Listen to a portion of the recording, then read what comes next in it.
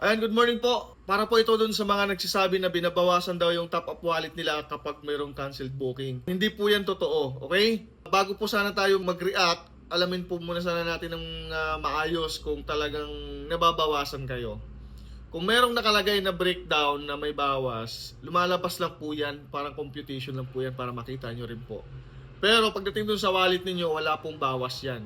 Tignan nyo po muna yung top up wallet ninyo kung talagang may bawas bago po tayo magreklamo. Pangit ho yung nauna yung reklamo kaysa alamin muna natin yung totoo.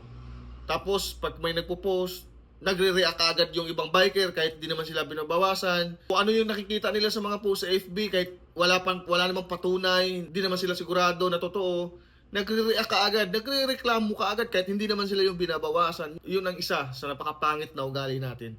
Kaya sabi nga nila, pag may bulok na kamatis, ihiwalay mo kasi mahawaan yung iba. Kaya sana, bago tayo mag-react, alamin nyo muna yung totoo at kung talagang may bawas kayo. Kasi hindi naman natin pwedeng gawin yan. Hindi tayo gahaman, okay? Ginagawa nga natin lahat para maging malaya kayo, para maging patas tayong lahat. Okay, hindi tayo yung ganon. Patas lang tayo. So walang ganon. Yun lang po. Maraming salamat at mag-ingat po kayo lagi sa biyahe.